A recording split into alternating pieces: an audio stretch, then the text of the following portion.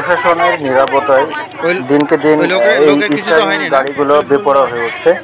আজকে কুষ্টিয়া জেলার দৌলতপুর থানার প্রায়পুর ইউনিয়নের মহেশকুন্ডি থেকে ডাংমরকা যাওয়ার পথে যে রাস্তাটি আছে সেই রাস্তায় একটি ভয়াবহ দুর্ঘটনার শিকার হয়েছে এই স্টারিং ট্রলির মাধ্যমে। একটি ভ্যান গাড়িতে ডিম লোড করা ছিল এবং সেখান থেকে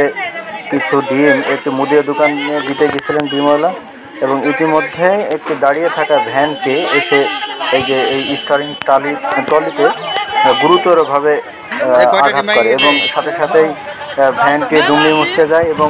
অনেকগুলো ডিম ভেঙে পড়ে যায়। এবং এখানে আমি সহ আরও যারা উপস্থিত ছিল সকলেই গাড়িটির ব্রেক দেখার চেষ্টা করলাম যে আসলে ব্রেক যে বিষয়টি থাকে কোনো ব্রেকে কোনো কাজই করে না। তো এখান থেকে যেটুকু বোঝা যায় সেটা হচ্ছে যে এই গাড়িগুলোর ইঞ্জিনিয়ারের কোনো পরামর্শ ছাড়াই দেশীয় পদ্ধতির মাধ্যমে তৈরি হয় এবং এই গাড়িতে ইমার্জেন্সিভাবে যে ব্রেকের দরকার যখন হবে কোনোভাবেই কাজ করে না, যার জন্য এই গাড়িগুলোর খুব দ্রুতই প্রশাসনের মাধ্যমে সড়কে ওঠা বন্ধ করা উচিত এবং অন্য কোনো বিকল্প মাধ্যমে এখন অত্যাধুনিক প্রযুক্তির যে গাড়িগুলো উঠেছে ছোটো ছোটো পিকআপ, সেই পিকআপগুলোর মাধ্যমে এই পরিবহনগুলো করা পুরো কুষ্টিয়া জুড়ে আতঙ্ক সৃষ্টি করেছে আমাদের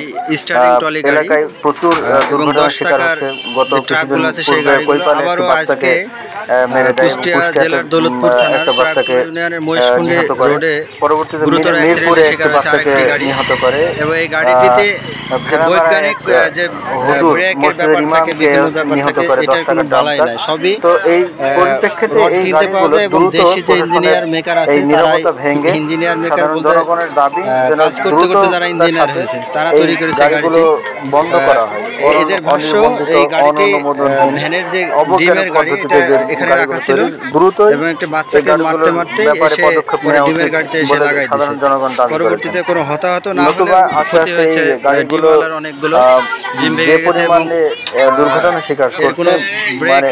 বলা যায় যে মানুষের রাস্তায় কোনো নিরাপত্তা নেই, যার জন্য প্রশাসনের খুব দ্রুততার সাথে এই বিষয়ে পদক্ষেপ নেওয়া উচিত বলে সাধারণ জনগণ মনে করে।